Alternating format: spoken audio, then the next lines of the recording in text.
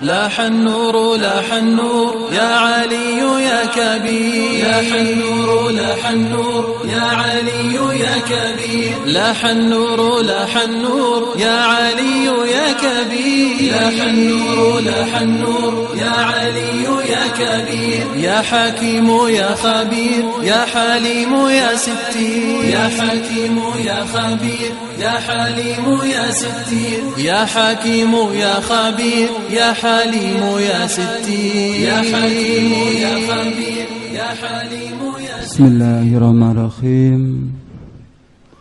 السلام عليكم ورحمة الله وبركاته.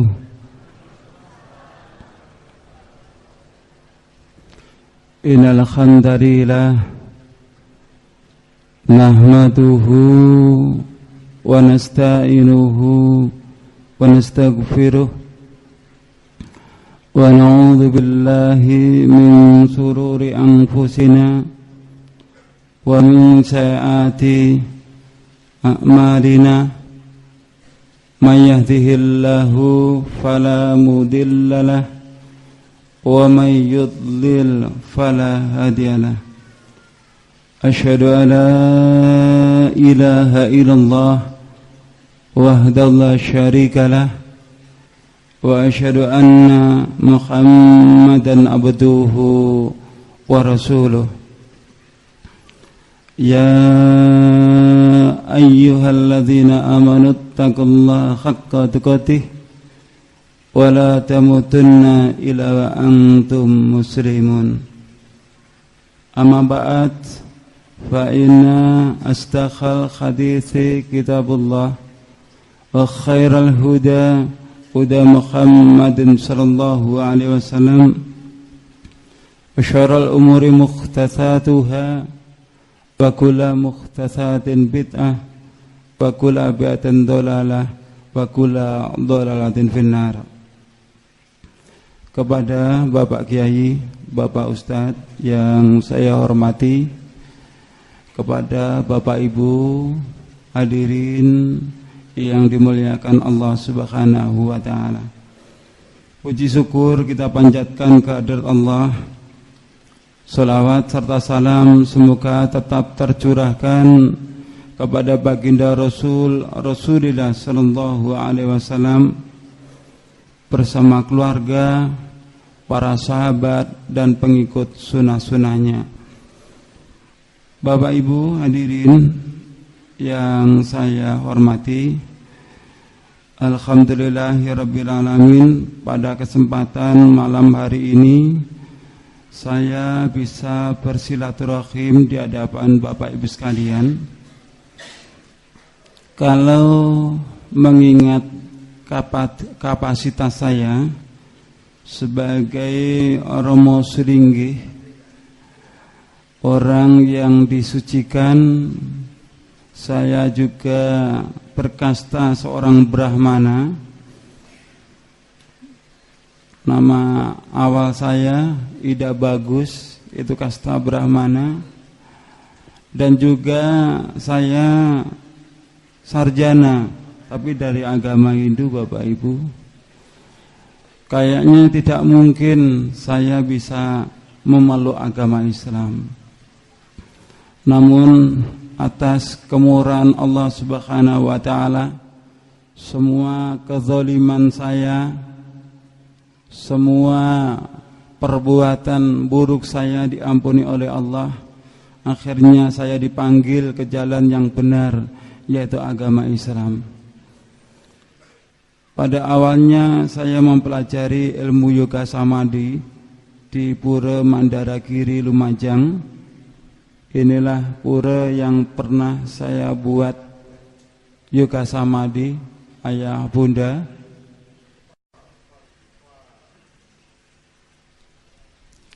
Saya mempelajari ilmu yoga samadhi bersama rekan-rekan yang lain. Setelah ilmu yoga samadhi kami kuasai, kami amalkan di tempat-tempat tugas kami.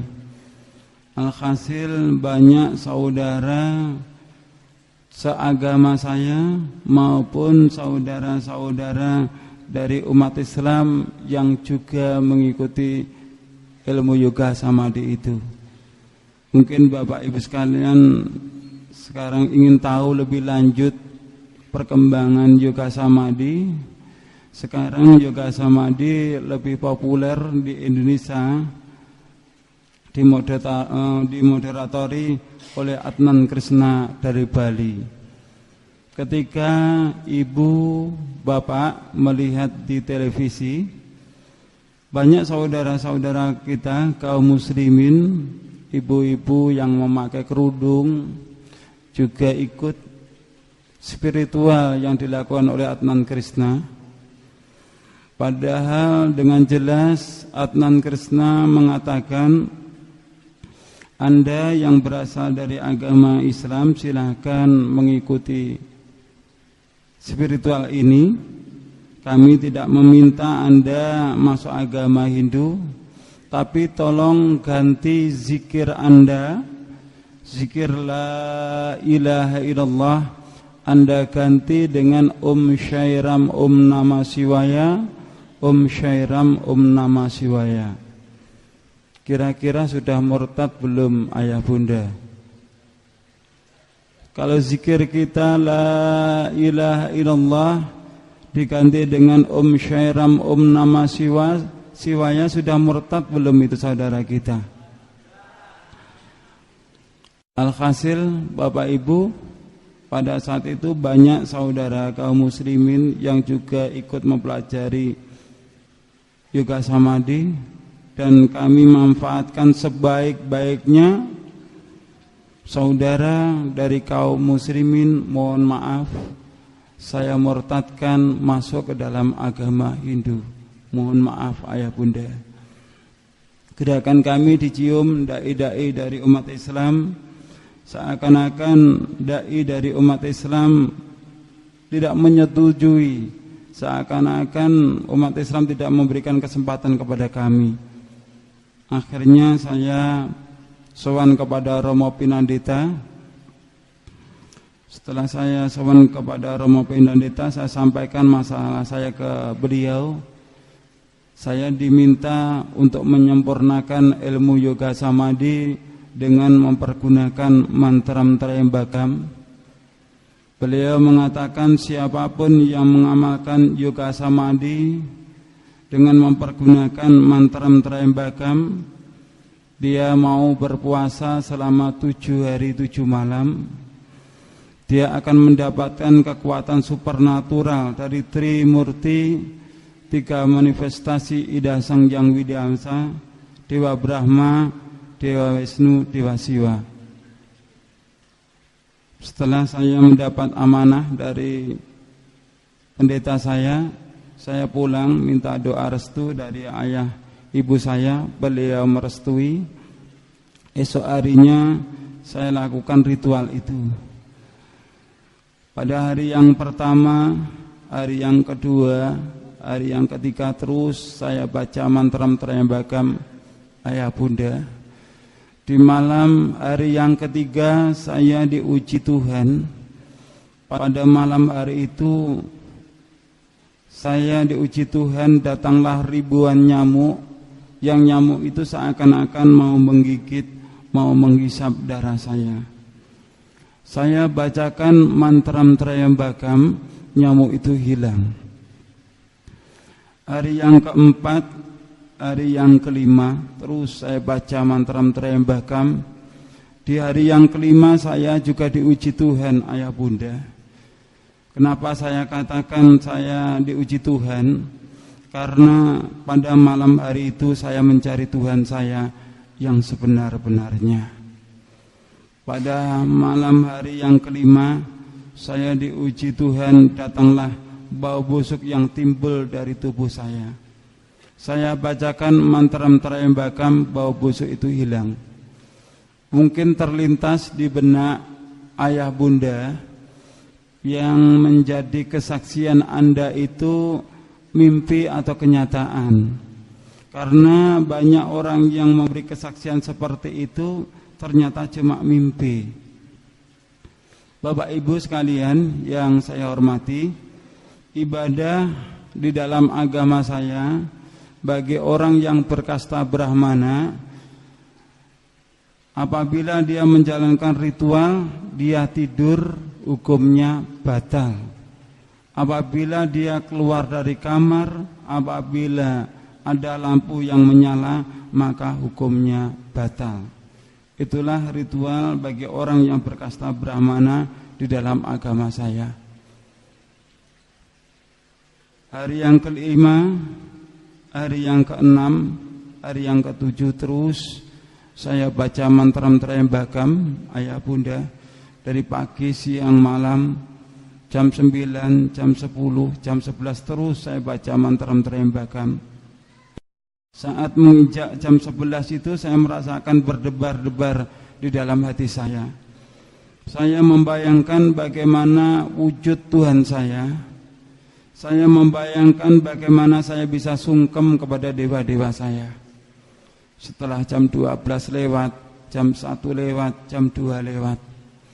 Setelah jam 2 lewat, ayah bunda, yang saya rasakan di dalam hati saya bukan berdebar-debar lagi, tetapi guncang yang sangat luar biasa.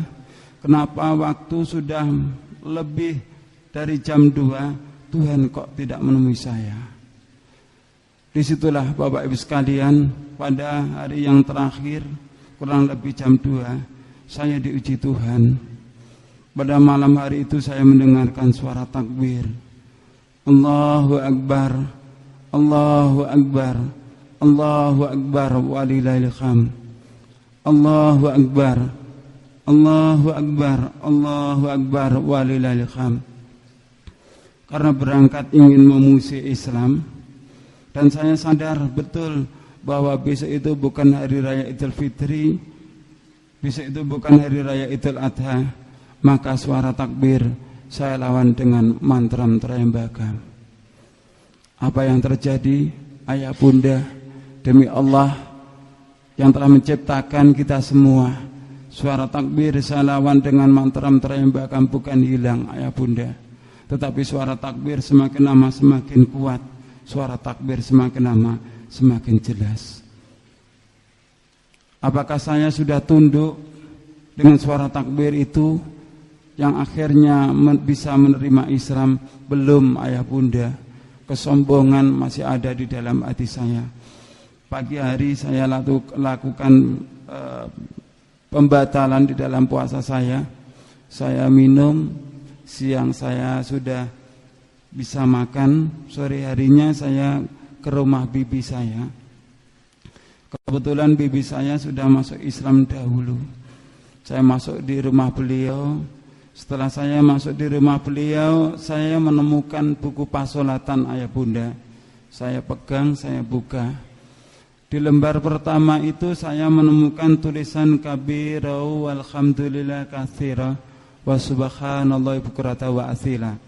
Saya tidak membaca tulisan Arabnya, tapi saya membaca artinya. Bahwa artinya maha besar Allah, maha suci Allah sepanjang pagi dan petang. Saya baca artinya gemetar di dalam hati saya sampai keluar keringat dingin saya. Barulah ayah bunda, saya bisa merasakan apakah suara takbir tadi malam itu pertanda saya harus masuk agama Islam. Niat kuat ingin memeluk agama Islam tertanam di dalam hati saya. Islam saya rasakan sangat damai, sangat bahagia, ayah bunda. Saya pulang, tapi saya berpamitan pulang, tapi tidak pulang ke rumah. Saya ke rumah salah seorang ustadz, yang akhirnya disitulah saya disahadatkan asyhadu alla ilaha illallah wa asyhadu anna Muhammadar Rasulullah.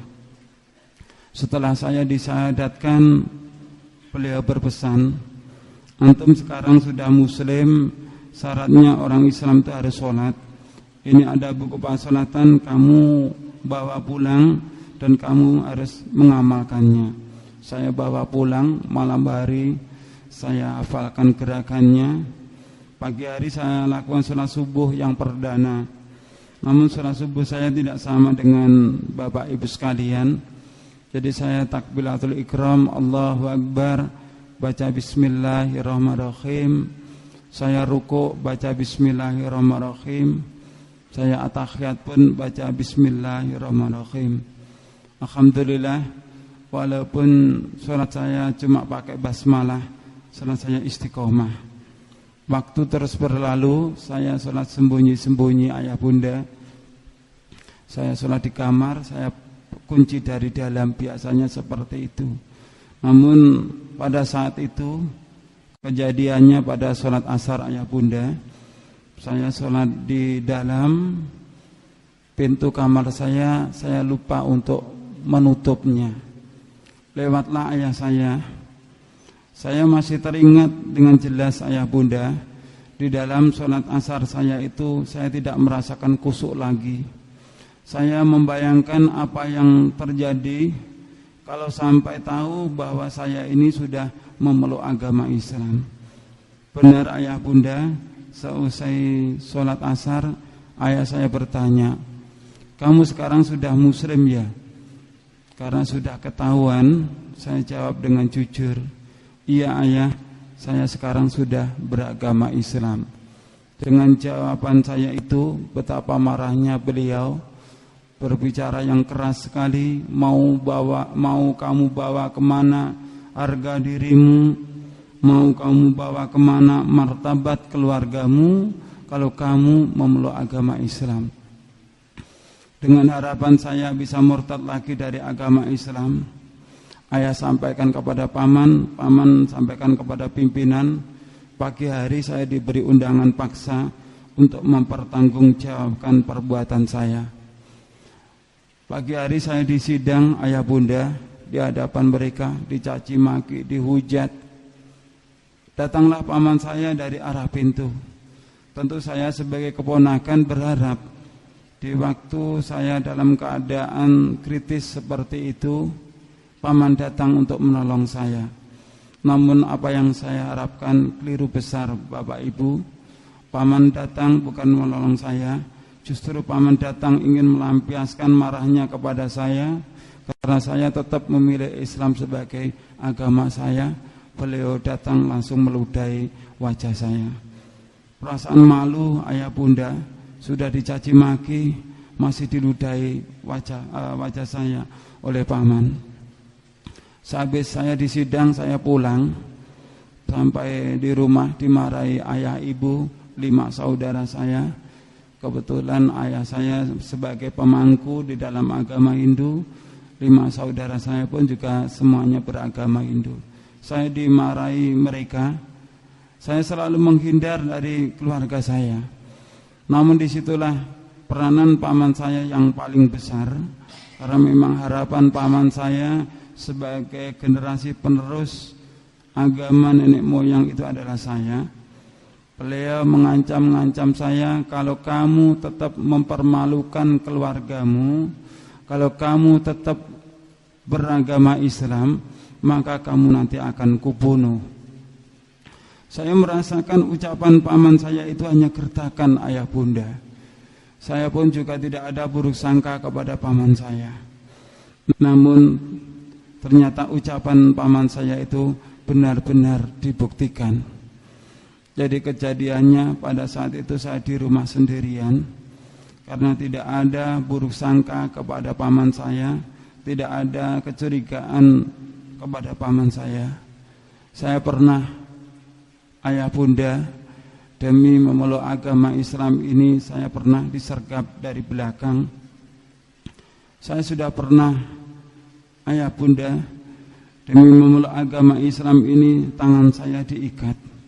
Saya sudah pernah ayah bunda, demi memeluk agama Islam ini leher saya mau digorok.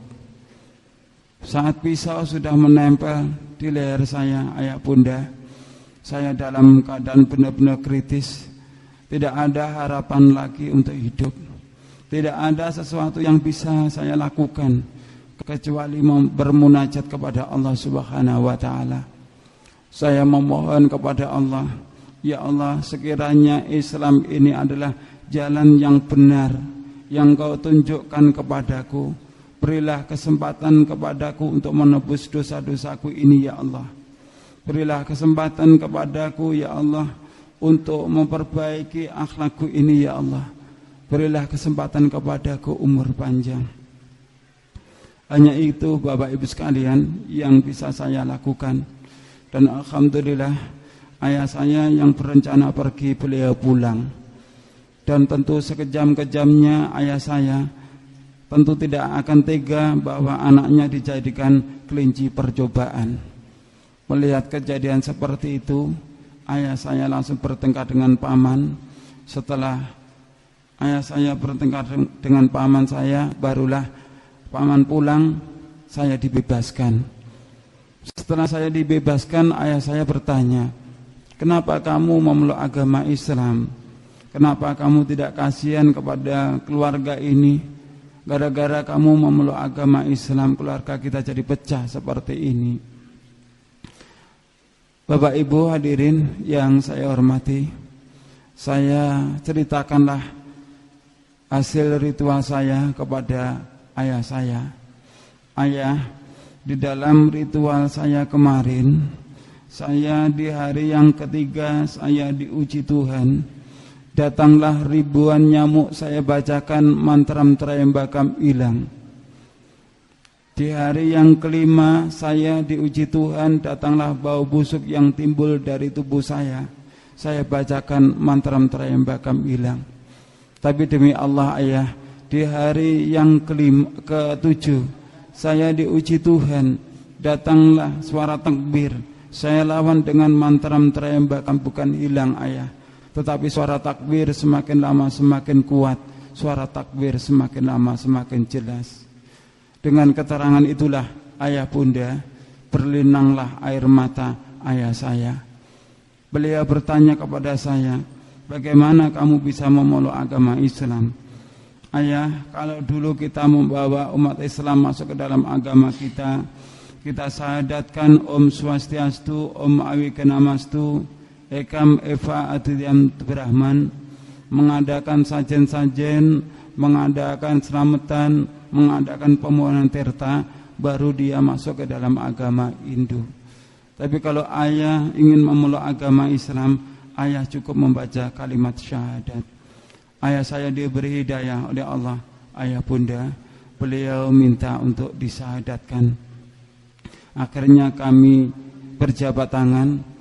Saya syahadatkan ayah saya, asyhadu alla ilaha illallah wa asyhadu anna Muhammadar Rasulullah. Suatu kebanggaan bagi saya seorang anak yang sudah bisa membawa ayah saya masuk agama Islam. Namun Allah Maha Besar ayah bunda, Allah lah yang telah menentukan segala-galanya. 3 hari setelah ayah saya membaca syahadat, beliau meninggalkan saya untuk selama-lamanya. Beliau meninggal dunia. Perasaan sedih ayah bunda ketika ayah sudah memeluk agama Islam. Kini ayah saya meninggalkan saya untuk selama-lamanya. Saya berusaha menghibur hati saya. Dan setelah kepergian ayah saya, kami 5 saudara dikumpulkan, diberi harta waris peninggalan beliau. Setelah harta waris saya terima saran dari ustadz yang telah mensyahadatkan saya supaya harta itu dijual, dan saya jual, saya tabungkan di ONH. Alhamdulillah tahun 1995 saya memeluk agama Islam. Tahun 1996 saya dipanggil oleh Allah untuk menunaikan ibadah haji ke Mekah Al-Mukarramah. Di hadapan Baitullah saya memohon kepada Allah, ya Allah, ampunilah segala dosaku, ampunilah dosa kedua orang tuaku, ampunilah semua dosa saudara-saudaraku, kembalikanlah, panggillah mereka ke jalan-Mu ya Allah, berilah hidayah mereka. Alhamdulillah ayah bunda, seusai pulang haji disusul ibu saya memeluk agama Islam, berturut-turut 5 saudara saya masuk agama Islam. Jadi alhamdulillah Kami dari keluarga besar agama Hindu kini sudah menjadi keluarga besar agama Islam. Pada kesempatan malam yang sangat berbahagia ini, saya minta doa restu dari ayah bunda, semoga keislaman keluarga kami diterima oleh Allah Subhanahu wa ta'ala. Bapak Ibu hadirin yang saya hormati, dalam usaha menebus dosa-dosa saya, karena saya dahulu juga membawa umat Islam, saya murtadkan masuk agama Hindu. Saya juga membawa kabar gembira datang dari Kabupaten Lumajang, meliputi Pusung Dhuwur, Argosari Krajan, Bakalan, Puncak, Ranupane, Monoayu, Cepoko Ayu, Duren. Saudara kita sebanyak 272 yang berasal dari agama Hindu masuk agama Islam. Inilah wajah-wajah mereka, ayah bunda, saudara kita yang sudah mendapatkan hidayah dari Allah Subhanahu wa ta'ala. Ini waktu pensyahadatan 205 saudara kita yang berasal dari agama Hindu masuk agama Islam. Ini pensyahadatan yang terbaru bersama Bapak Wakil Bupati Lumajang. Ini pensyahadatan saudara-saudara kita di bulan ini yang ada di wilayah lereng Gunung Kawi, juga di wilayah Kasembon, Kabupaten Malang. Coba Bapak Ibu lihat di sini, ada saudara kita baru masuk agama Islam. Setelah dia memeluk agama Islam, terenyuh, hatinya tersentuh ayah bunda. Ketika mereka ditanya, bagaimana rasanya setelah Anda bersyahadat, Anda masuk agama Islam? Saya merasakan kebahagiaan yang sangat luar biasa. Ini di bulan ini juga ayah bunda, saudara kita yang berasal dari agama Hindu yang masuk agama Islam, mereka belum punya mukena, belum punya jilbab dan sebagainya. Ini bantuan beberapa bingkisan yang kita peroleh dari kajian Ahad pagi Cerme, Gresik, juga Masjid Kemasan Gresik juga ini bantuan yang di hari ini, di Ahad ini, bantuan dari Ibu Aisyah yang ada di Sidoarjo, Surabaya. Bapak Ibu hadirin yang saya hormati, ketika Anda mendengarkan kesaksian saya, kita bersama-sama bisa menyimpulkan kenapa orang yang beragama Hindu, orang yang beragama Buddha, yang beragama Kristen, dia tidak mau masuk agama Islam. Jawabannya karena mereka sombong. Kalau mereka tidak sombong, mereka mau membandingkan kitab mereka dengan kitab Al-Quran, insya Allah mereka akan terpanggil mendapatkan hidayah dari Allah Subhanahu wa ta'ala. Begitu juga kenapa umat Islam tidak mau tunduk kepada Al-Quran dan sabda Rasulullah sallallahu alaihi wasallam? Jawabannya juga karena sombong. Di dalam hati Anda masih ada penyakit TBC, takhayul, bid'ah dan khurafat, kekuatan-kekuatan yang datang selain dari Allah Subhanahu wa ta'ala. Ketika kita berdakwah kepada orang-orang saudara kita non-muslim, itu semua membutuhkan waktu yang lama, juga tidak mudah Bapak Ibu sekalian, sulit.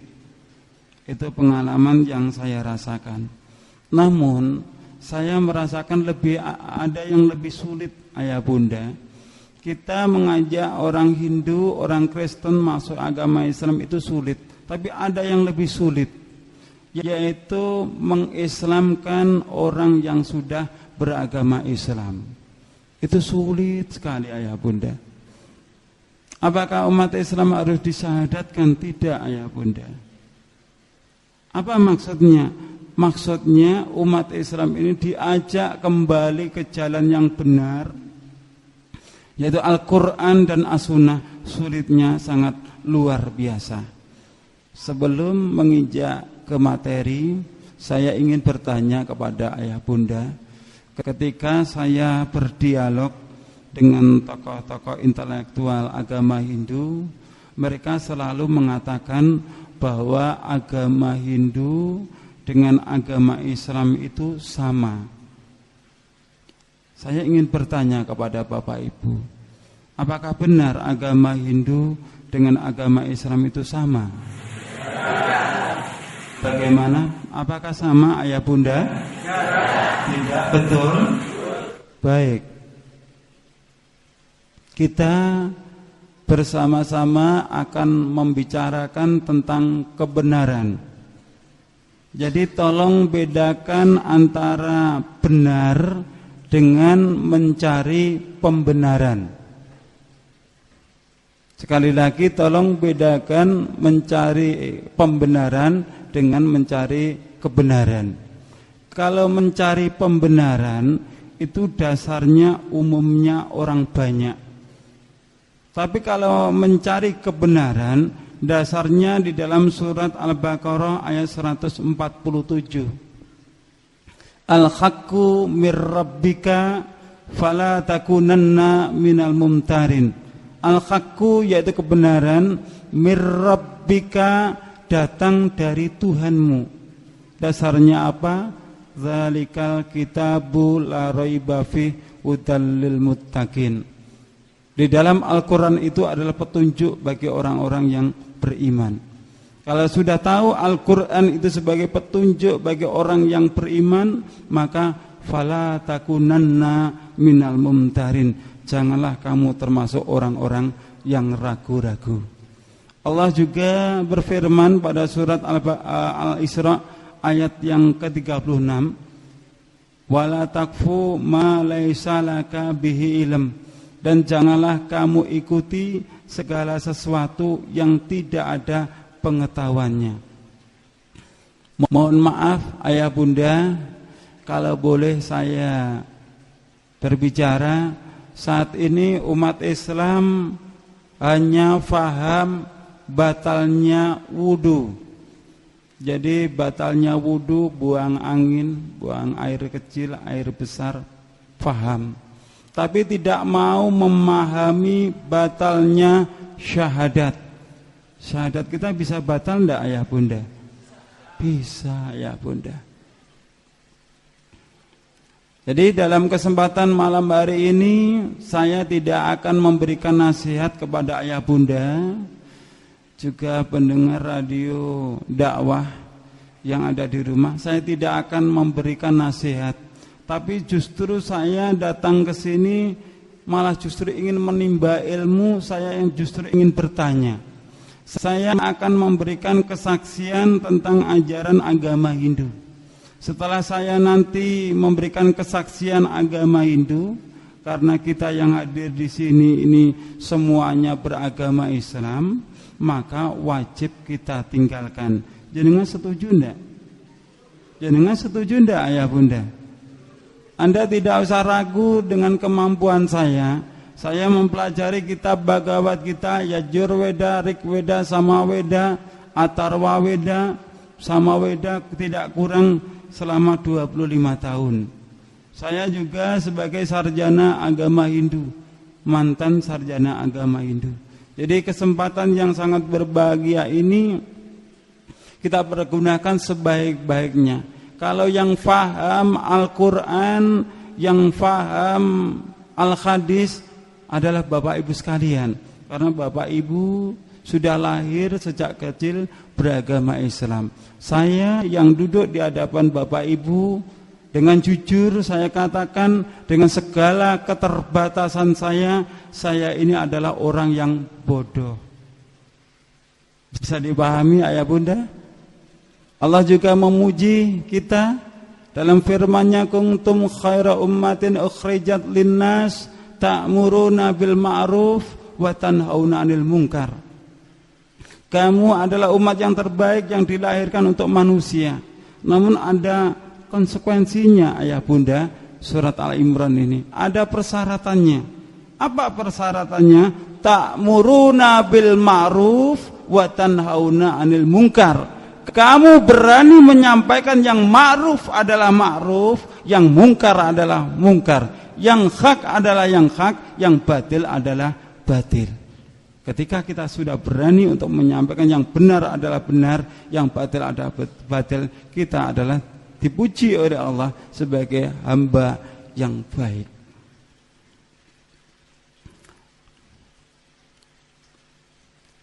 Saya mempunyai pertanyaan yang pertama, tolong dijawab dengan jujur.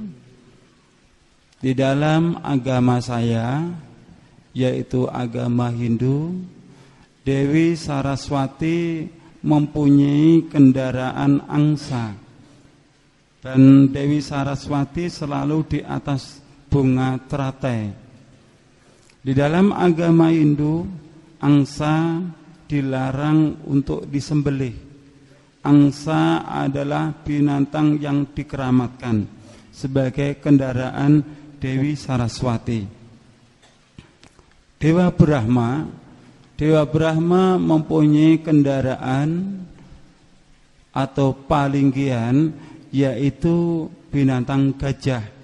Gajah di dalam agama saya dilarang keras untuk dibunuh, dilarang untuk disembelih.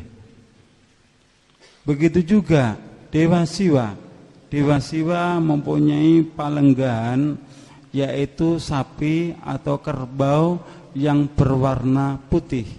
Bisa Anda lihat di dalam perpustakaan nasional yang ada di Bali, bahwa Resi Markadenya, ini bukan rumah sakit Islam ayah bunda ya. Jadi bahasanya kita pakai ejakan Sanskrit asli. Jadi bacanya Resi Markadenya dengan beberapa sapi juga kerbau yang berwarna putih. Biasanya dipergunakan dalam upacara Mapurwadaksina, yaitu di Bali, tempatnya sekarang di Gunung Raung, Desa Taro, Tegalalang, Gianyar.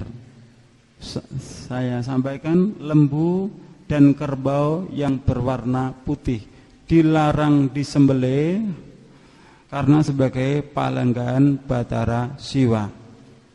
Ketika saya masuk di kota wilayah bagian Jawa bagian tengah, saya juga menemukan ayah bunda, yaitu kerbau yang berwarna putih.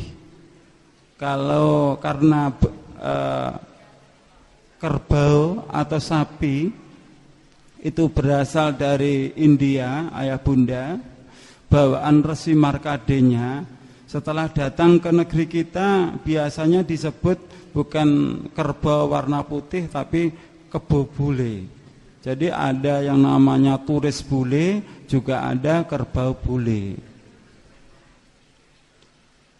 Saya amati ayah bunda, bahwa kemerdekaan Republik Indonesia ini diperoleh atas dukungan dan prakasa para ulama-ulama kita, termasuk ada Kiai Ahmad Dahlan, ada Kiai Hasyim Asy'ari yang mendukung perjuangan kemerdekaan Republik Indonesia.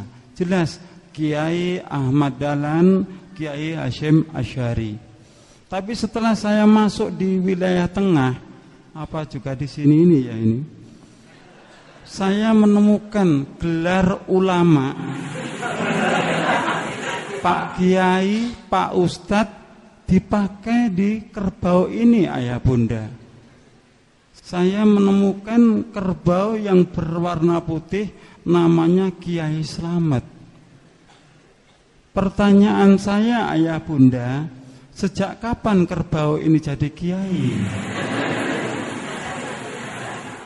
Dan kalau boleh tahu, ya, hati kita masa tidak tersentuh? Masa yang namanya kiai tidak pernah pakai baju, bahkan tidak pernah pakai celana dalam, ayah bunda. Buang air juga di sembarang tempat. Terus di sini setiap tahun, ayah bunda, diarak bukan 1-2 orang, ribuan manusia berebut kotoran Kiai Kebo Slamet, ayah bunda. Katanya kerbau ini bisa mendatangkan berkah, kotorannya pun juga bisa sebagai obat sebuah penyakit.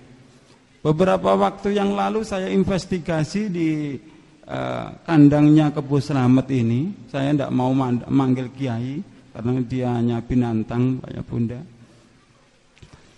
Ternyata sampai di sana, yang mana di setiap tahunnya kotorannya ini direbutkan, di kandangnya itu kotorannya banyak sekali, ayah bunda.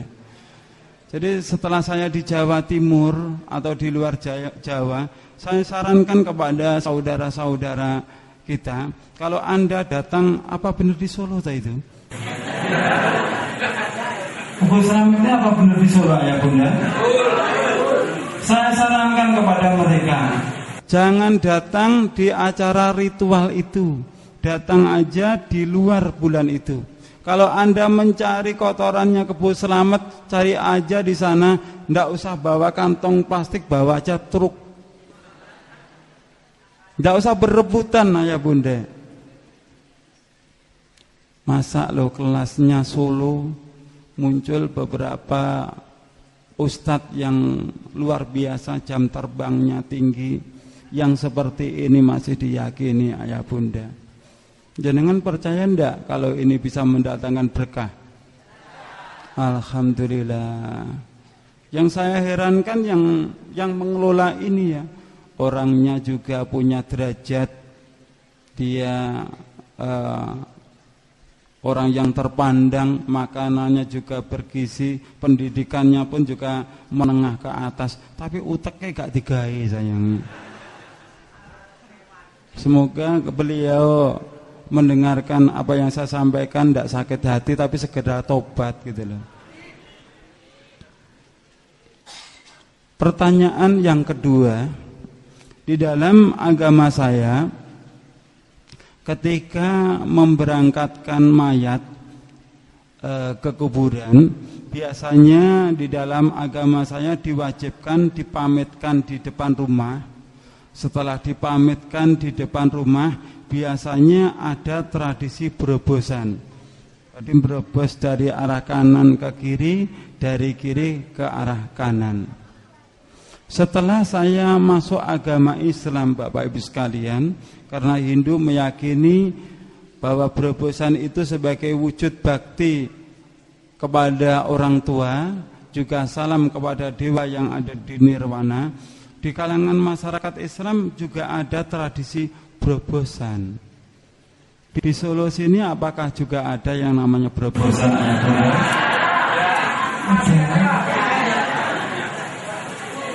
Loh, katanya di Solo tidak ada orang yang beragama Hindu. Agama Islam dengan agama Hindu sama ndak, ayah bunda? Tidak sama loh, ya. Jenengan sudah pernah menemukan dasar dalilnya bahwa ketika orang tua kita ini meninggal dunia, kita harus berobosan seperti itu? Belum. Kalau belum, kenapa Anda melakukannya? Apa alasan Anda? Masa dalilnya ngikuti mbah-mbah gitu? Tadi kita akan berbicara tentang kebenaran, ya. Kebenaran itu datang dari Allah, dasarnya adalah Al-Quran dan As-Sunnah. Setelah diberangkatkan, biasanya di dalam agama saya selalu mayat itu ditandu, di atas kepalanya itu diberi payung, ayah bunda. Coba Anda perhatikan, mohon maaf, yang Anda lihat ini kira-kira agamanya Islam atau Hindu? Islam atau Hindu, ayah bunda? Kalau ini beragama Hindu, terbukti kan di situ ada payung di atas kepala mayat. Setelah saya masuk agama Islam, ayah bunda, saya juga melihat bahwa umat Islam ini dalam prosesi pemberangkatan mayat ke kuburan juga dikasih payung. Di Solo sini apakah juga dikasih payung, ayah bunda? Loh, kok iya toh? Apa alasannya ketika orang tua kita meninggal dunia, dibawa ke kuburan, dikasih payung? Panas. Anda berani mengatakan karena panas. Anda pernah mati toh, ayah bunda? Belum jadi. Belum pernah mati kok mengatakan panas gitu loh. Wah, nanti akan dibawa ke padang mahsyar. Di padang mahsyar bawa payung. Masuk akal gitu loh. Begitu juga dalam pemberangkatan mayat, biasanya di dalam agama Hindu mempergunakan bunga. Bunga itu dipergunakan dalam sawur, ditambah dengan beras kuning, ditambah juga dengan uang logam. Begitu juga bunga biasanya dironce, ayah bunda, dironce dengan benang, biasanya ditaruh di beranda mayat itu. Di Solo sini apakah juga ada? Loh, semuanya kok ada toh, Ustaz? Di Solo sini juga ada ketika mayat diberangkatkan dikasih bunga di atas beranda mayat itu. Banyak. Diki sing Islam sama sing Hindu sing endi sih? Anda sudah tahu dasarnya ketika orang tua kita, saudara kita meninggal dibawa ke kuburan itu dikasih benang yang dironce itu. Sudah tahu dasarnya? Jane ya urung ero kabeh lho. Nah, Anda itu tak tanya, harapan saya menemukan dasarnya, ternyata jenengan belum tahu dasarnya juga. Hindu meyakini, ayah bunda, bahwa bunga putih adalah bunga yang mempunyai kekuatan Dewa Brahma. Bunga merah mempunyai kekuatan Dewa Siwa, bunga kuning mempunyai kekuatan bunga merah kekuatan Dewa Wisnu, bunga kuning mempunyai kekuatan Dewa Siwa. Jadi bagi orang yang beragama Hindu, karena bunga itu mempunyai kekuatan para dewa sebagai pendorong doa yang dipanjatkan mereka, baik Muspa maupun Trisandia, itu melalui bunga. Jadi bunga sebagai pengharum juga pendorong doa. Masyarakat kita menjelang bulan suci Ramadan juga seperti itu, ayah bunda, berbondong-bondong ke kuburan juga bawa bunga. Wonten Solo nggih ngaten nah. Lho sampean kok terak-terak agama aku sih? Tapi agama saya yang dulu gitu loh.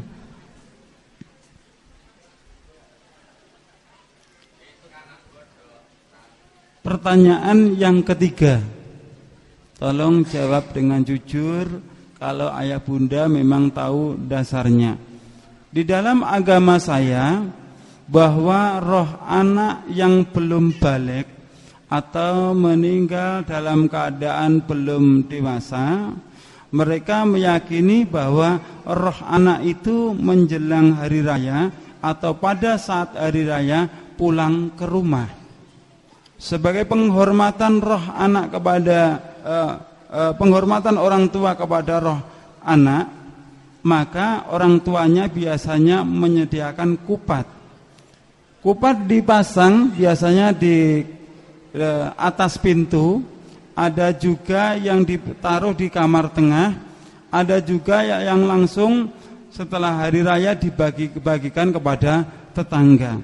Ini kita lihat di depan pura, ayah bunda, kita lihat terlihat dengan jelas bahwa di depan pura juga disediakan ketupat. Ini pemasangan ketupat saudara-saudara kita di Bali. Dengan segala keterbatasan saya, dengan segala kebodohan saya mempelajari ilmu Islam, hukum-hukum Islam ayah bunda.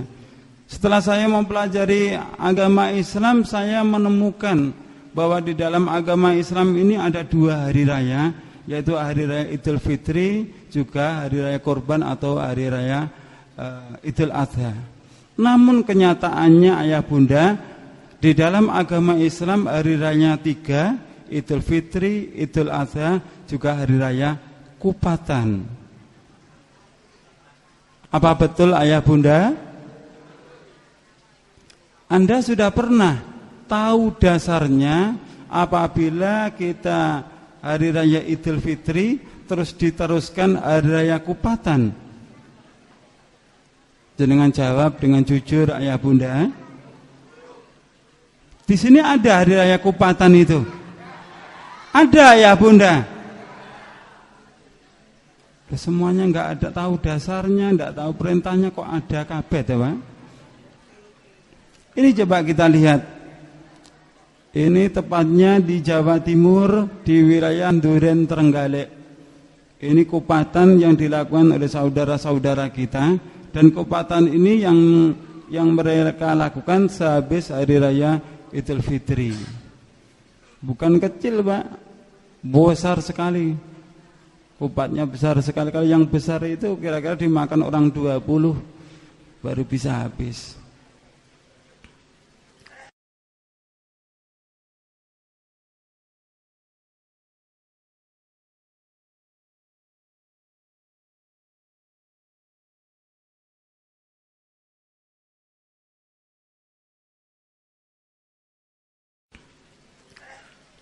Pertanyaan yang keempat, di dalam prosesi menuju alam nirwana, menghadap Ida Sang Hyang Widiwasa, mencapai alam moksa, di dalam agama saya diperintahkan untuk melakukan selamatan atau kirim doa 1 hari, 3 hari, 7 hari, 40 hari, 100 hari, mendak pisan, mendak pindo, nyewu. Setelah saya masuk agama Islam ayah bunda, di kalangan masyarakat Islam juga ada tradisi selamatan atau kirim doa 1 hari sampai 1000 hari. Di Solo apakah juga ada ayah bunda? Di Solo apakah ada ayah bunda? Ada. Oh, Blitar niku nggih wonten Pak tradisi niku, berarti ketularan keng Solo lek ngoten. Tolong jawab dengan jujur. Ya, kajian kita ilmiah. Maksudnya ilmiah, saya mengatakan dari Hindu, saya pun juga punya dasarnya. Anda mengatakan itu ajaran Islam, Anda pun juga harus menyiapkan dalil atau dasarnya. Apa yang dimaksud dalil? Dalil itu adalah ilmu Allah. Dalil itu adalah wahyu Allah. Barang siapa yang menolak ilmu dan wahyu Allah, berarti dia telah menolak Al-Quran. Surat Al-Azab, Allah telah berfirman, wa ma kana lil mu'mini wa la mu'minatin idza qadallahu wa rasuluhu amran ayakuna lahumul khiyaratu min amrihim. Dan tidak pantas disebut seorang laki-laki yang beriman, dan tidak pantas disebut wanita yang beriman ketika Allah sudah memutuskan suatu perkara, dia mencari hukum selainnya. Tidak pantas disebut sebagai laki-laki beriman dan wanita yang beriman. Tolong jawab dengan jujur ayah bunda. Anda sudah pernah menemukan dasarnya ayah bunda? Anda sudah pernah menemukan dasarnya ayah bunda? Kalau Anda belum pernah menemukan dasarnya, saya sudah tahu dasarnya. Akan saya beritahu kepada ayah bunda, namun dasarnya saya tidak menemukan di dalam Al-Quran maupun Al-Hadis. Saya menemukan di dalam kitab Weda ayah bunda. Yang pertama di dalam kitab Mahanarayana Upanishad. Ini kitabnya ayah bunda. Yang pertama. Yang kedua di dalam buku karya Ida Bedanda Adi Suripto. Ini skenannya. Ini buku aslinya. Ya, jadi kalau Anda nanti tidak terima dengan apa yang saya sampaikan, Anda jangan menggugat saya, gugatlah Profesor Dr. Adi Suripto.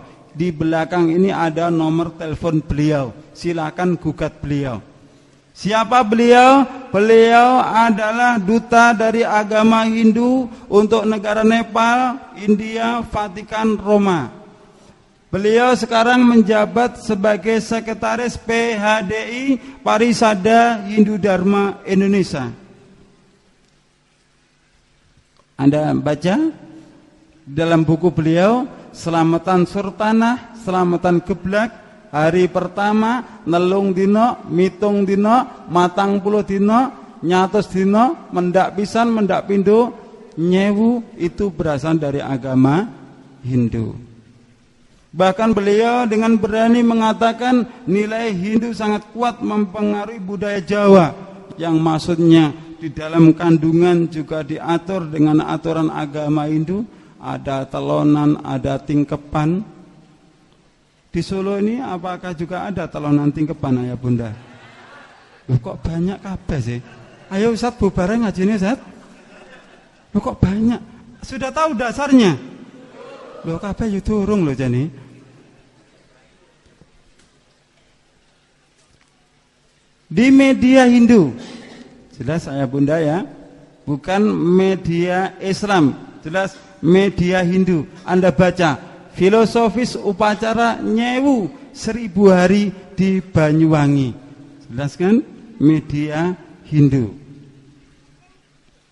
Kalau Anda belum puas lagi, Anda buka kitab Samaweda halaman 373 ayat yang pertama.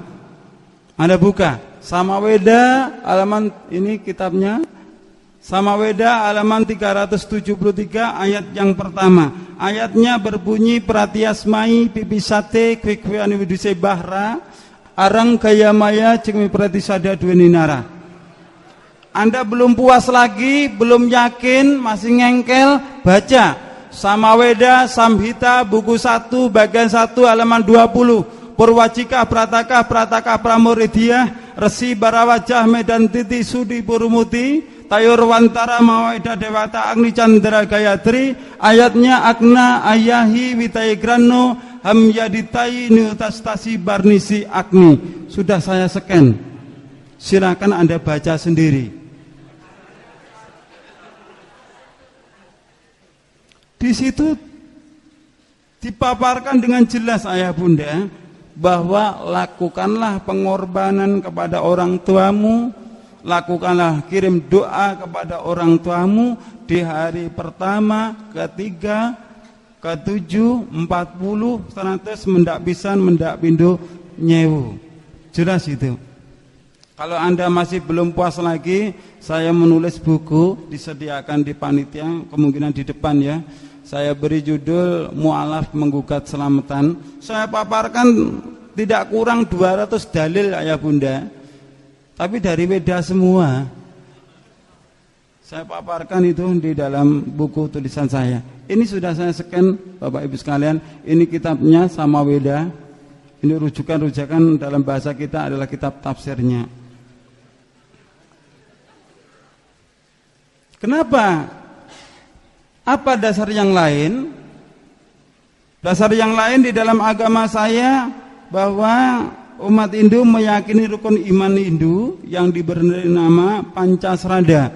Panca artinya 5, Srada artinya rukun iman yang harus diyakini.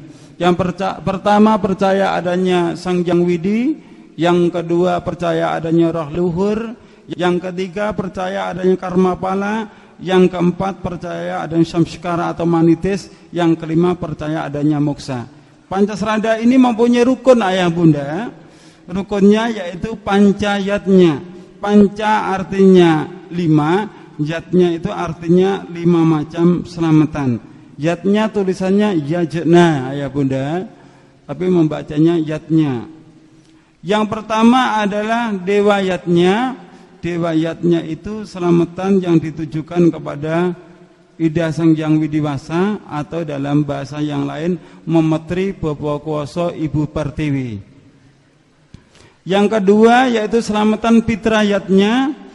Fitrayatnya itu yang artinya dalam bahasa Indonesia yaitu selamatan yang ditujukan kepada leluhur. Jadi saat itu melakukan selamatan tapi hadiahnya dihadiahkan kepada leluhur. Yang ketiga yaitu selamatan manusiayatnya dalam bahasa kita yang artinya selamatan yang ditujukan pada hari kelahiran. Biasanya di kampung-kampung itu melakukan selamatan hari kelahiran, tapi di kota tidak ada selamatan hari kelahiran, biasanya ulang tahun. Kalau masih 7 tahun lilinnya 7. Kalau 10 tahun lilinnya 10. Sampai usia 70 tahun tetap diulang tahun nih lilinnya 70. Orang tuanya suruh niup satu persatu, setelah ditiup lilin 70 mati semua, orangnya juga mengembuskan nafas yang terakhir. Yang keempat yaitu selamatan resiyatnya, selamatan yang ditujukan kepada guru, kirim doa yang ditujukan kepada guru. Nah, ini kalau di dalam agama saya biasanya selamatan yang diadakan di danyangan-danyangan atau di punden-punden. Tapi kalau di kota tidak ada yang namanya danyangan atau punden, tapi lebih ngetren sekarang selamatan haul, memperingati kiainya telah meninggal dunia. Jawab dengan jujur. Anda sudah pernah mengetahui dasarnya ketika ketika kiai kita meninggal dunia terus diselamati haul? Rasulullah ya mempunyai istri Ibu Khadijah yang kaya raya. Ya. Istri Rasul kaya raya. Pernahkah Ibu Khadijah itu dikhauli ayah bunda? Pernah menemukan dasarnya? Tidak ada ayah bunda. Yang terakhir yaitu selamatan budayatnya, selamatan yang ditujukan kepada hari kebaikan. Biasanya ini kalau di kalangan masyarakat Islam selamatan menjelang bulan suci Ramadan. Jadi yang namanya selamatan unggahan, selamatan megengan. Di sini apa juga ada selamatan megengan itu ayah bunda? Ada. Kita bisa menyimpulkan ayah bunda, kalau di dalam agama Hindu melakukan selamatan, kalau umat Islam tidak melakukan selamatan tapi melakukan sedekah. Sedekah itu dengan selamatan kira-kira sama enggak ayah bunda? Sedekah dengan selamatan sama enggak ayah bunda? Tidak sama. Selamatan itu dilakukan pada hari nasnya, hari kematian orang tuanya atau leluhurnya, hari pertama sampai 1000. Kalau saat hari itu Anda tidak punya uang, Anda tidak punya harta, wajib hutang kepada tetangga. Betul enggak? Tapi kalau sedekah tidak seperti itu ayah bunda. Sedekah itu kita keluarkan di saat kita punya rezeki yang cukup.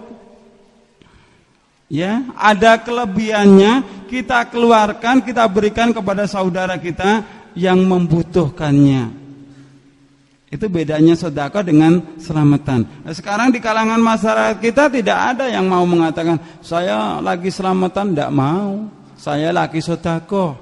Hari apa tujuannya apa? Mengirim leluhur saya. Loh, kenapa fitrayatnya?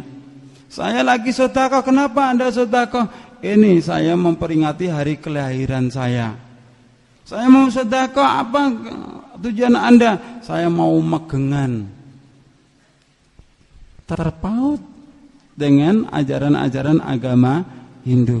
Yang benar itu saat kita melakukan sedekah itu menjelang bulan suci Ramadan atau di bulan suci Ramadannya ya bunda?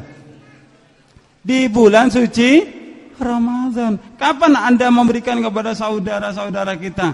Menjelang mau berbuka puasa. Itu yang benar ayah bunda. Begitu. Bagi orang yang beragama Hindu, ini bagi orang yang beragama Hindu punya keyakinan bila orang yang tidak diselamati dia akan diperalina, hidup kembali ke dalam dunia, bisa berwujud menjadi hewan atau bersemayam di pohon-pohon. Makanya kalau Anda ke Bali banyak pohon yang dikasih kasih kain-kain itu, karena mereka meyakini rohnya ada di pohon itu. Dan juga bersemayam di barang-barang yang bertuah, termasuk keris, jimat dan sebagainya. Makanya di dalam agama saya setiap hari Sukra Umanis, Sukra itu Jumat, Umanis itu Legi, biasanya kerisnya atau jimatnya diberi sajen-sajen, diberi minuman kopi. Itulah alasannya kenapa mereka melakukan sajen-sajen. Di masyarakat kita juga seperti itu. Ketika mereka punya yang namanya keris jimat, setiap malam Jumat Legi juga diberi bunga, diberi sajen-sajen. Ini bagi mereka yang tidak mau selamatan. Yang mau melakukan selamatan langsung tiketnya masuk ke dalam surga. Itu bagi orang yang beragama Hindu. Ini prosesnya dari kecil dewasa bisa kembali kepada Tuhannya. Bahkan yang sudah tua bisa menjadi seorang dewa.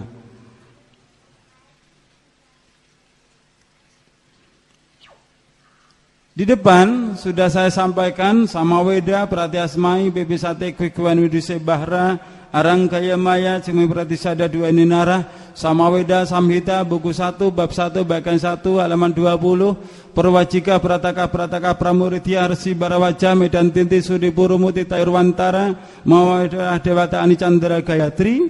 Ayat itu bertentangan dengan Al-Quran, ayah bunda.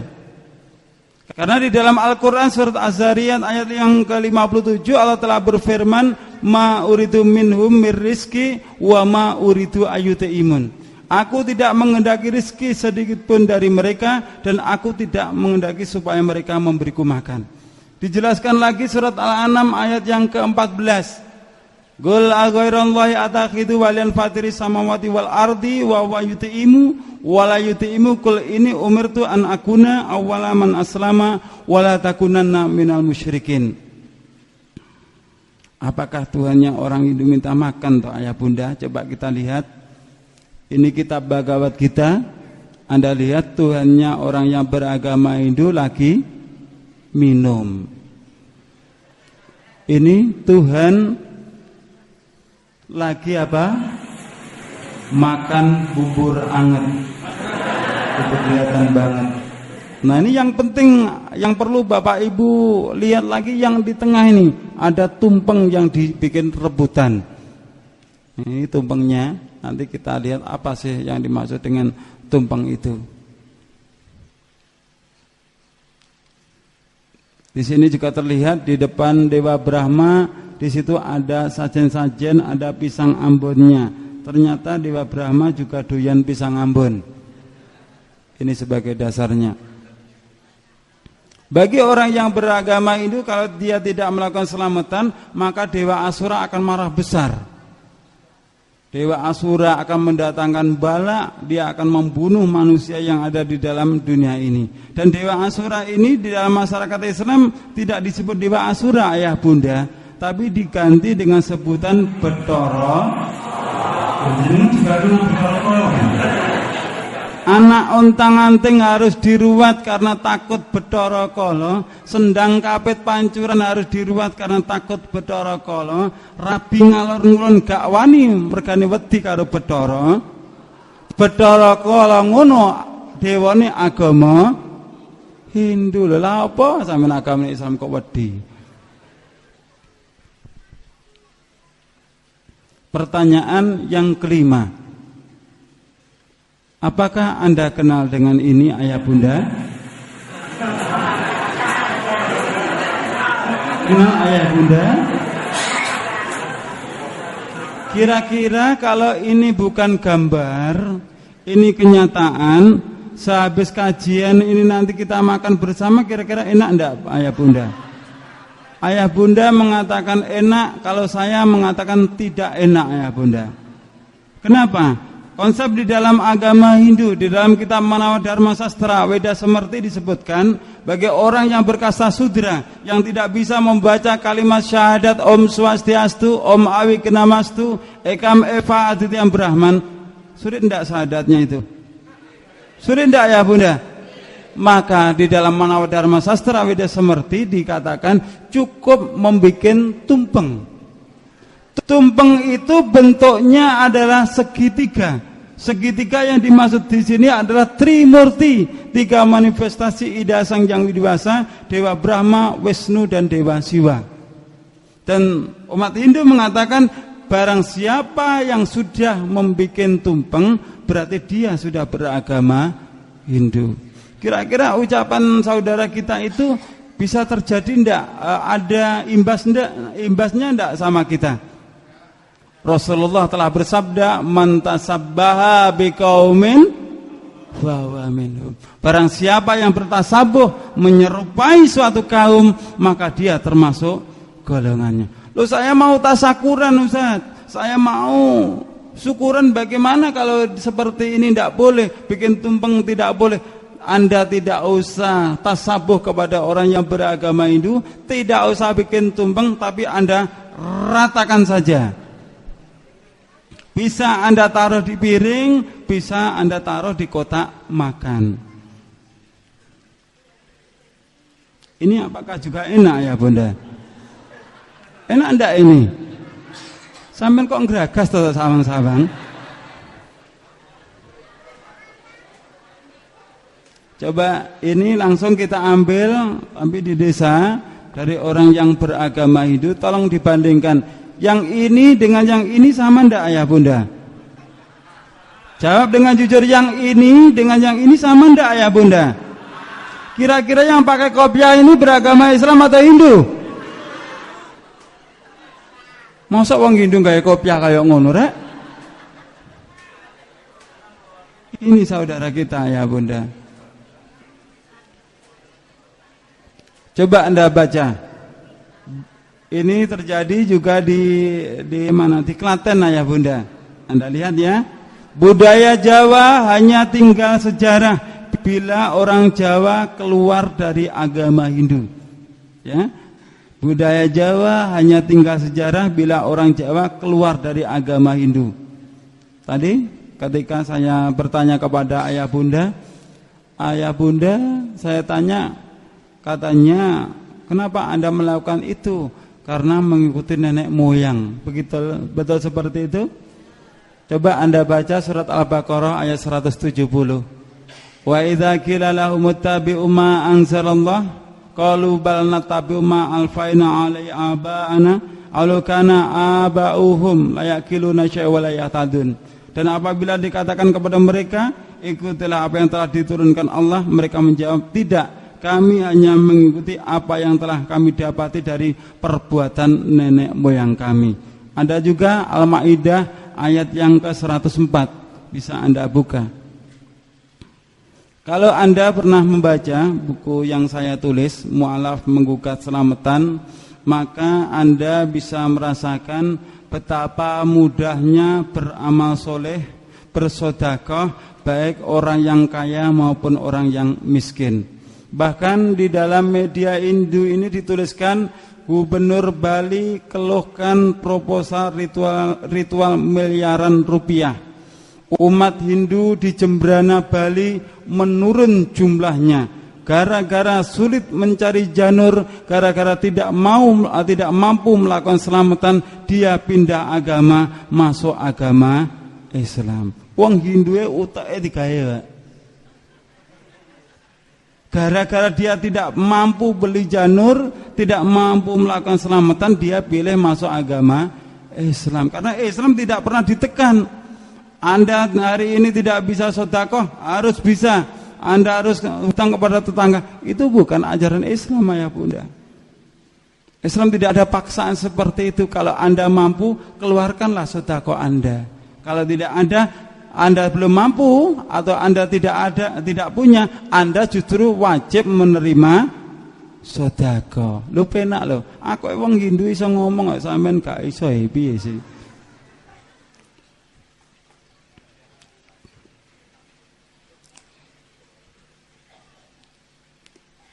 keyakinan di dalam masyarakat. Loh, keluarga saya kalau tidak diselamati, keluarga saya kalau tidak dikirim doa, rohnya orang tua kita kan bisa gentayangan. Anda percaya kalau orang tua kita tidak diselamati, tidak dikirim doa 1 hari sampai 1000 hari, rohnya bisa gentayangan, ayah bunda? Percaya? Kalau Anda tidak percaya, waktu meninggalnya orang tua Anda di belakang rumah itu ada suara mak gelodak, itu suara apa ya bunda? Wah, alhamdulillah. Waalaikumsalam, ayah pun ganggu anak putu nih. Sing lewat teko sih. Kalau Anda membutuhkan dalil bahwa roh yang tidak diselamati dan dikirim doa 1 hari sampai 1000 hari itu rohnya gentayangan, Anda buka kitab Siwa Sasana halaman 46-47 cetakan tahun 1979. Ini ada dasarnya.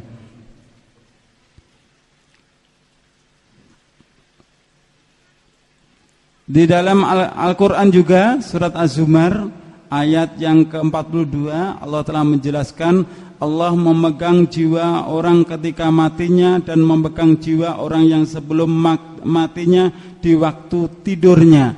Maka dia tahan jiwa orang yang telah dia tetapkan kematiannya dan dia lepaskan jiwa yang lain sampai waktu yang ditetapkannya. Maksudnya orang yang mati itu rohnya ditahan oleh Allah sehingga tidak dapat kembali ke tubuhnya. Dan orang yang tidak mati hanya tidur saja, rohnya dilepaskan lagi. Berarti suatu kebohongan yang besar bahwa di kalangan masyarakat kita, kalau ada orang membaca surokalan, dengan tahu enggak surokalan? Ya Nabi salam alaika, ya Rasul salam alaika, ya Habib salam alaika, sholawatullah alaika. Biasanya jamaahnya disuruh berdiri menghormati kehadirannya ruhnya Rasulullah sallallahu alaihi wasallam. Anda percaya kalau rohnya Rasulullah SAW dibacakan itu akan hadir? Anda buka surat Az-Zumar tadi. Ya, Anda buka surat Az-Zumar ayat 42 sebagai barang bukti lagi bahwa ketika Rasulullah sallallahu alaihi wasallam Isra Mi'raj di langit pertama ketemu dengan ruhnya Nabi Adam, di langit kedua ketemu ruhnya Nabi Isa, sampai ketemu ruhnya Nabiullah Ibrahim. Kok bisa ketemu? Karena ruhnya itu ditahan oleh Allah Subhanahu wa ta'ala. Ada enggak potensi untuk balik lagi ke dunia? Tidak ada ya bunda. Karena ayatnya fayumsikul ladzi qada 'alaihal maut, maka dia tahan jiwa orang yang telah ditetapkan kematiannya. Lalu bagaimana ajaran umat Islam bahwa kalau kita itu disuruh orang tua, kalau kita itu tidak mau, berarti kita itu anak yang durhaka, maka Anda buka surat yang ke-31 ayat yang ke-15.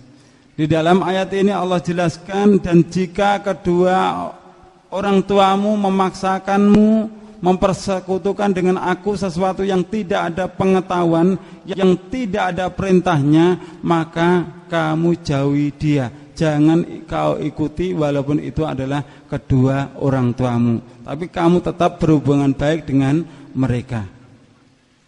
Pertanyaan yang terakhir, setelah saya paparkan tadi dengan jelas, dengan gamblang, saya ingin bertanya kepada ayah bunda, Anda apakah pernah diundang dalam acara 1 hari, 3 hari, 7 hari, 40 hari, 100 hari, mendak pisan, mendak pindo nyewu? Apakah pernah ayah bunda? Berapa kali ayah bunda?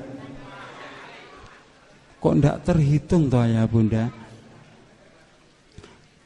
Apakah Anda pernah dipaksa menghadiri acara itu ayah bunda? Anda dipaksa? Jane yo ora dipaksa loh. Loh Pak, saya kan diberi undangan kan Pak. Kalau diberi undangan itu kan wajibnya datang.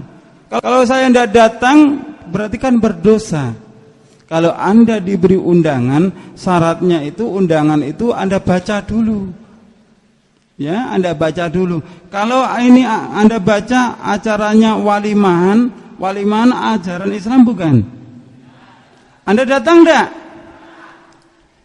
Oh, acaranya akekawan ajaran Islam. Anda datang enggak? Oh, acaranya 100 harian. Anda datang enggak, Ayah Bunda?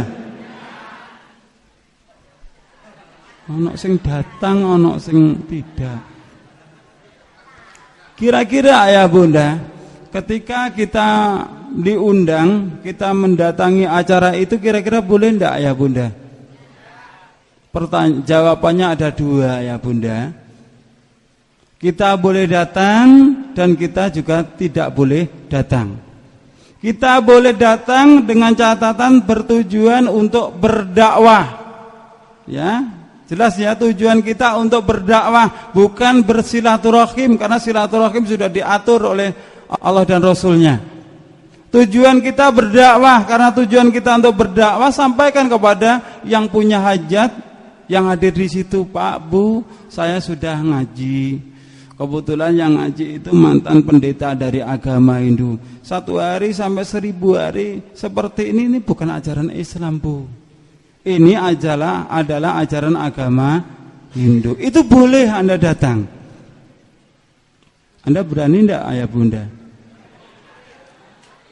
Menyampaikan seperti itu berani enggak Ayah Bunda? Kalau Anda enggak berani, Anda tidak usah datang. Setelah Anda mendengarkan apa yang saya sampaikan, ada pendapat dari masyarakat kita, loh, kalau kita datang kan juga bisa mendoakan orang tua kita, mendoakan leluhur kita. Kan berarti kan baik tuh, mendoakan orang tua, leluhur. Mungkin di Solo juga punya keyakinan seperti itu. Kalau kenyataannya itu benar, pendapat Anda itu benar, tentu sudah dilakukan oleh Rasul dengan para sahabat. Kira-kira Rasulullah itu dengan kita itu pintar mana ya Bunda? Kalau Anda mengatakan pintar saya, pintar kita, lho dek nopo Rasulullah ini dadi bodoh ya Bunda. Setelah Anda tahu dasar dari kedua sisi agama besar ini, kira-kira setelah sehabis kajian ini Anda nanti berani tidak menyampaikan di dalam masyarakat kalau yang seperti itu adalah ajaran Islam, ajaran Hindu? Berani tidak? Berani? Allah Subhanahu wa taala telah berfirman pada surat At-Taubah 111, "Innallaha ashtara minal mu'minina anfusahum wa amwalahum bi anna lahumul jannah." Sesungguhnya Allah telah membeli dari orang-orang mukmin diri mereka, harta mereka dengan jaminan surga. Resiko Ayah Bunda, kita dikucilkan di masyarakat, kita dibenci di dalam masyarakat, resiko. Tapi jangan lupa, resiko itu dibeli oleh Allah dengan jaminan surga. Jadi kalau kita tidak berani melakukan dengan alasan ewoh pakewoh dengan tetangga, tidak enak sama tetangga, Anda berarti belum mampu menerima resiko. Saya resiko tidak enak sama tetangga karena apa? Istrinya baru saya garong, itu pantas, gitu loh. Tapi kalau tidak enak, gara-gara kita menegakkan Al-Quran dan As-Sunnah, jangan lupa ya Bunda, Al-Quran dan As-Sunnah itulah petunjuk bagi kita kalau kita kepingin selamat di dunia sampai di akhirat nanti. Sudah sampai di sini. Mungkin sebelum saya tutup, ada beberapa pertanyaan yang diajukan kepada saya berkaitan dengan materi yang sudah saya sampaikan. Saya harapkan Anda bertanya tentang ajaran Hindu, bukan bertanya dasar Al-Quran maupun Al-Hadisnya, karena yang paham adalah Anda sendiri. Silakan. Iya, itu tadi ceramah dari Ustadz Abdul Aziz. Gimana Bapak Ibu? Banyak yang kesindir Bapak Ibu? Bukan maksud menyindir loh Bu ya. Tapi kenyataannya memang seperti itu. Dan semoga menambah kekuatan kita untuk memeluk dinul Islam ini. Amin ya rabbal alamin. Baik, saya beri kesempatan untuk Bapak Ibu. Dua penanya dulu. Satu ikhwan, satu akhwat. Bismillahirrahmanirrahim. Assalamualaikum warahmatullahi wabarakatuh. Dalam mendengar hal ini, saya berterima sekali dengan hal-hal yang ada dalam kehidupan di masyarakat, terutama di masyarakat saya ini. Asal saya dari Bekasi. Ternyata apa yang dikatakan oleh beliau Ustadz Abdul Aziz, ternyata memang di dalam kehidupan kita masyarakat Islam notabene memang sama agama Hindu. Dan juga mereka di masyarakat ya ini tentang kepercayaan mereka pada ruh-ruh harus. Seperti agama Hindu juga mempercayai seperti itu.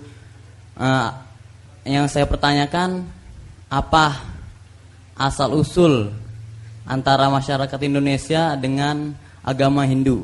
Nah itu mungkin asal usulnya, kesamaan itu.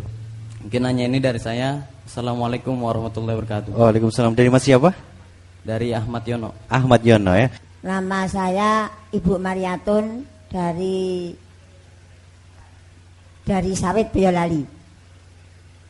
Di masyarakat saya kebiasaan mengadakan pengajian atau yasinan yang dimulai dengan mengadakan ngirim kepada orang tua atau sanak saudara yang dikhususkan ila hadratin Nabil Mustafa atau khususon ila Abdul Qadir Jailani. Bagaimana menurut Bapak kalau memang ini boleh atau tidak? Alhamdulillah. Sekian, terima kasih. Assalamualaikum warahmatullahi wabarakatuh. Waalaikumsalam warahmatullahi wabarakatuh. Ibu Mariyati, terima kasih. Mungkin langsung dijawab Ustadz, silahkan. Terima kasih atas pertanyaan yang pertama. Jadi ayah bunda, agama Hindu itu muncul pertama di lembah Sungai Indus, yang mana keyakinannya itu adalah animisme dan dinamisme.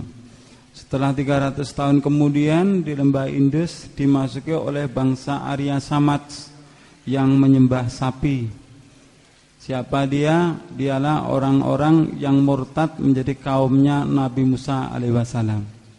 Akhirnya penyembah sapi datang ke lembah Sungai Indus, dan disitulah hubungan orang bangsa Arya Samaj dengan bangsa lembah Indus semakin akrab. Terciptalah kitab yang pertama kali, yaitu kitab Rigveda, kitab tertua di dalam agama Hindu. Jadi jelas bangsa Arya itu adalah orang-orang Yahudi. Orang Yahudi juga menyembah sapi. Itu. Terus kapan Hindu itu masuk ke Indonesia? Di abad yang ke-8. Ada Resi Markadenya, Buku Teran Siddhimarta dan sebagainya. Itu pertanyaan yang pertama. Kalau pertanyaan yang kedua kayaknya lebih fasih saya.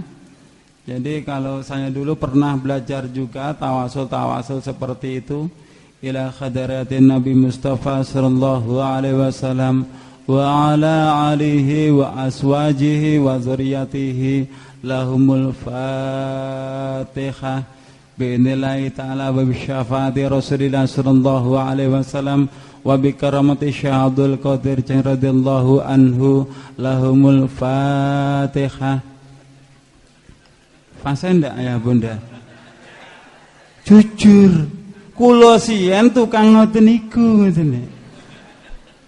Karena sampai saat ini saya belum pernah menemukan dalilnya, dasarnya. Sementara saya ini berhenti dulu. Saya diundang juga ndak mau, disuruh ngimami juga ndak mau. Kenapa? Kuwatir penyakit kula kumat malih ngoten. Di Ibu nun sewu kula nggih mboten sumerep dasaripun. Nggih. Bagaimana dengan keterkaitan 1 hari sampai 1000 hari itu yang dibacakan surat Yasin, surat Al-Falaq, Anas, bahkan doanya Rabbana atina fid dunya hasanah menurut pandangan Islam. Jadi Bapak Ibu sekalian, surat Yasin hak dari Allah, surat Ikhlas, surat Falaq hak dari Allah. Rabbana atina fid dunya hasanah wa fil akhirati hasanah wa qina adzabannar hak ayatnya Allah. Tapi walaupun itu hak dari Allah, Anda bacakan di acara 1 hari, 7 hari, 40 hari, 100 hari, mendak pisan mendak bidonnya, Bu. Tadi sudah saya buktikan dengan jelas bahwa 1 hari sampai 1000 hari itu miliknya orang agama Hindu. Anda telah mencampur adukan antara yang hak dengan yang batil. Anda telah mencampur adukan antara ajaran Hindu dengan ajaran agama. Anda telah mencampur adukan antara ajaran Hindu dengan ajaran agama. Allah mengingatkan, wala talbisul haqqa bil batili wa ta'tumul haqqa wa antum ta'lamun. Dan janganlah engkau campur adukkan antara yang hak dengan yang batil, dan janganlah engkau sembunyikan yang hak itu sementara engkau mengetahui. Umat Islam semuanya sadar, oh ini tidak ada dasarnya. Iya, tidak ada dasarnya, tapi ada keperluan lain. Mohon maaf, kalau di zaman para sahabat, Ammar bin Yasir itu demi membela kalimat la ilaha illallah, keluarganya sampai dibunuh, keluarganya disiksa. Itu demi mempertahankan kalimat la ilaha illallah. Tapi zaman sekarang sudah berbeda ya Bunda. Baca la ilaha illallah, pulang dikasih berkat, pulang dikasih sangu. Betul enggak? Oh, sampean tekan ngono nek no. Coba kita buka surat Al-Maidah ayat yang ketiga. Al-yauma a'maltu lakum dinakum wa atmamtu alaikum nikmati wa raditu lakumul Islam madina. Hari ini telah kusempurnakan agamamu. Tidak ada cacat di dalam agama Islam itu. Sempurna. Dan kuridhoi Islam itu sebagai agamamu.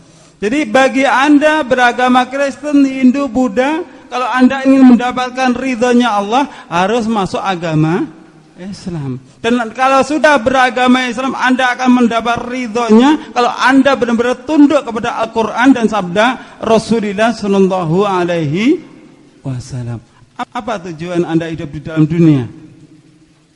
Halo? Halo? Apa tujuan Bapak Ibu hidup dalam dunia? Fadlam minallah wa ridwana, mencari karunia dan ridha Allah Subhanahu wa ta'ala. Bagaimana kita akan mendapatkan ridhonya Allah kalau hidup kita tidak menurut aturan-aturan dari Allah Subhanahu wa ta'ala? Sak geleme dhewe tidak bisa ya Bunda. Ada lagi pertanyaan? Saya Abu Rois dari Klaten. Saya membaca dalam kitab Al-Iman. Dalam kitab itu menerangkan bahwa Nabi Muhammad SAW itu secara tersirat juga dicantumkan dalam kitab Samaweda. Pertanyaan saya, menurut Ustadz yang telah menguasai kitab Samaweda dan sebagainya, apakah memungkinkan dulu ada nabi yang hak yang ajarannya sebagian dimasukkan dalam kitab Samaweda? Karena memang kenyataannya Nabi Muhammad adalah sebagai penutup para nabi dan sebagai nabi terakhir, dan itu kok bisa masuk dalam kitab Samaweda? Apakah mungkin dulu ketika awal-awal agama Hindu itu ada nabi yang hak, namun ajarannya diselewengkan dan sebagian masuk dalam kitab Samaweda itu. Terima kasih. Ya, ini dari Ummu Atikah ya. Assalamualaikum Ustadz. Waalaikumsalam. apa filosofi film anak-anak Krishna di TV, dan tolong diberikan penjelasan agar sebagai orang tua bisa menasehati anak-anak dan ibu-ibu tentang bahaya terselubung film tersebut. Jazakallah khair. Ya, demikian Ustaz pertanyaan dari Ummu Atikah. Silakan Ustaz Abdul Aziz. Sedikit saya jelaskan kepada Bapak Ibu sekalian beberapa pertanyaan yang sudah saya jawab. Kita dalam negeri kita Indonesia ini biasanya masyarakat kita dalam dua golongan besar, terutama dari Nahdlatul Ulama juga dari Muhammadiyah. Kalau kita kembalikan pada sejarah, sebenarnya Nahdlatul Ulama maupun Muhammadiyah itu pedomannya sama. Kalau Anda tidak percaya, Anda buka Muktamar Nahdlatul Ulama Rabiul Tsani 1926, Lajnah Taif wan Nasr LTN NU Jatim dalam problematika hukum aktual Islam. Kiai Hasyim Asy'ari mengambil hukum dari Imam Syafi'i. Na'am ma yaf'aluhun nasu minal ijtima' indal ahli mayit wa sun'it ta'ami minal bid'il munkarat allati yuthabu ala mang'iha. Tidak usah diterjemahkan Bapak Ibu ya. Tidak usah diterjemahkan, Bapak Ibu ngerti kan? Kok enggak? Sama Islam suwi gak ngerti bahasa Arab ta?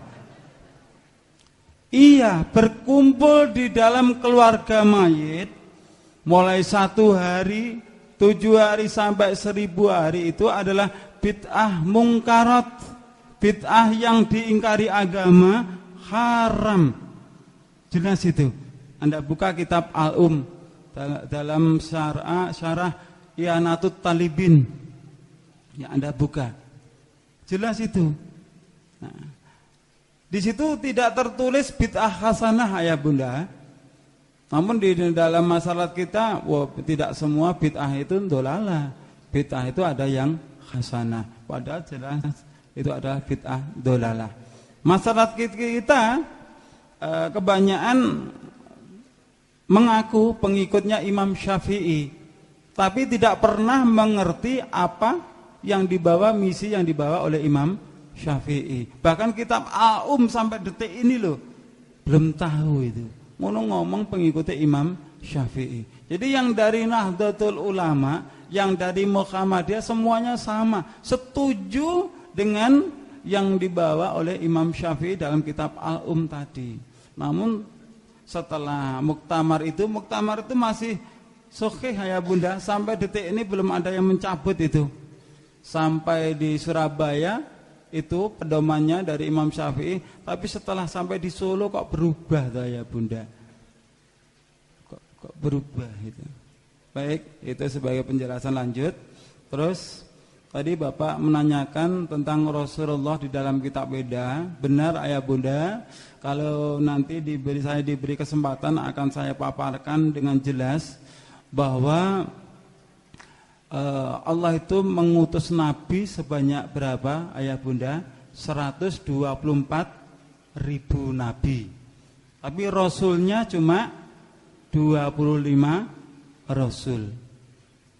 Dari beberapa Nabi itu yang terakhir di dalam kitab Bawisa Purana, ada seorang resi yang mengatakan, "Oh Raja, engkau jangan datang kepada orang bodoh itu.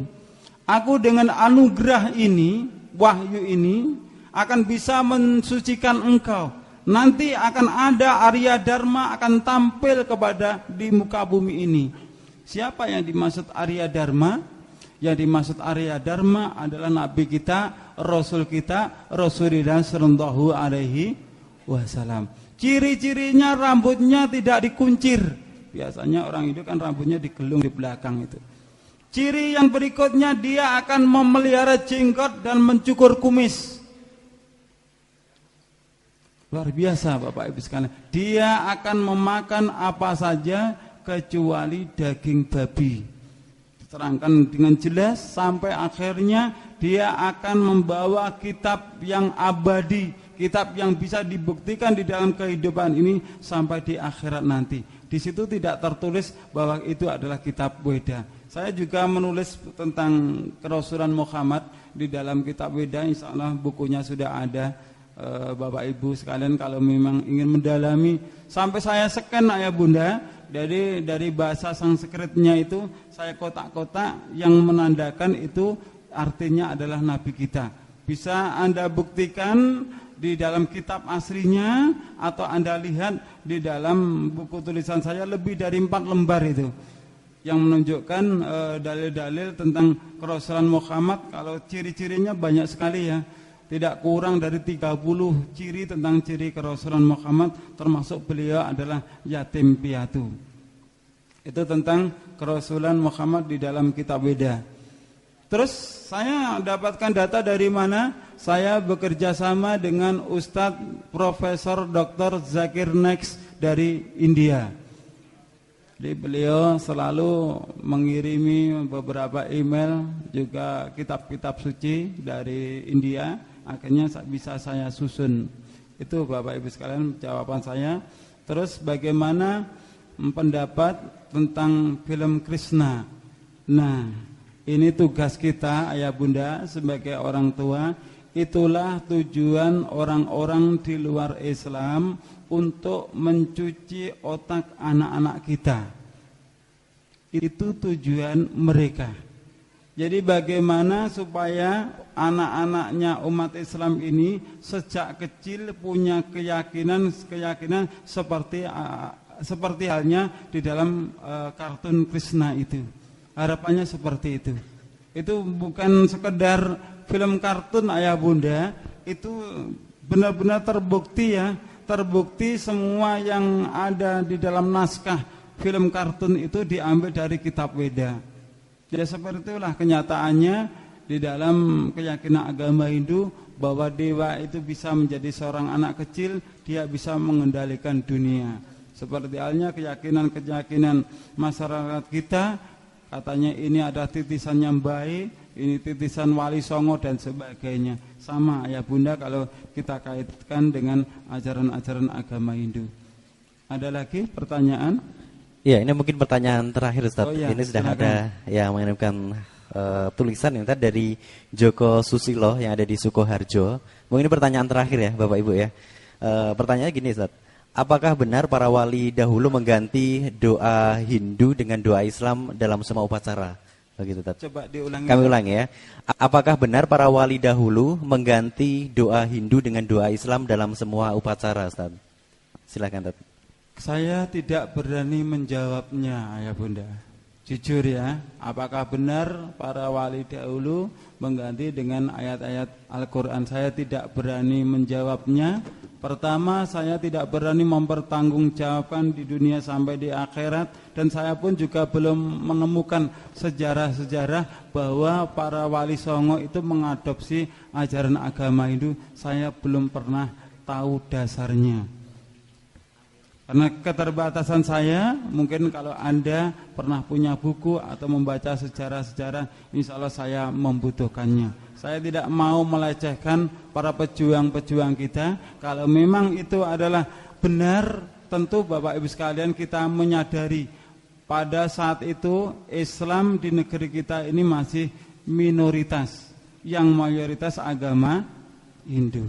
Tapi sekarang kebalik. Hindu sekarang itu minoritas, yang mayoritas adalah agama Islam. Kita sebagai generasi penerus yang meneruskan perjuangan ulama kita, mari kita kobarkan perjuangan kita untuk membangun, menegakkan kebenaran. Karena apa? Dengan menyampaikan yang benar adalah benar, yang batil adalah batil, kita akan bisa mampu merasakan bahwa Islam ini bukan sekedar agama kita, tapi mampu merasakan bahwa Islam itu kita lakukan, kita amalkan di dalam ibadah-ibadah kita. Ibadah kita pun seakan-akan punya ruh, yang ruh itu bisa menyambungkan diri kita dengan Allah Subhanahu wa ta'ala. Ketika ada saudara kita bertanya, antum orang Islam yang mendapatkan hidayah, saya Islam dari kecil, berarti tidak sama? Sebenarnya sama ayah bunda. Yang Anda rasakan sama dengan yang saya rasakan. terkecuali kita belum sepenuhnya mengambil hukum-hukum dari Al-Quran dan sabda Rasulullah Sallallahu Alaihi Wasallam. Ketika kita benar-benar tunduk pada Al-Quran dan As-Sunnah, kita akan merasakan kebahagiaan itu. Sedikit yang saya sampaikan, mohon maaf atas segala kekurangan. InsyaAllah di lain waktu, lain kesempatan, semoga kita diberi kesempatan umur panjang, InsyaAllah bisa disambung kembali. Saya akhiri, Assalamualaikum warahmatullahi wabarakatuh. Waalaikumsalam warahmatullahi wabarakatuh.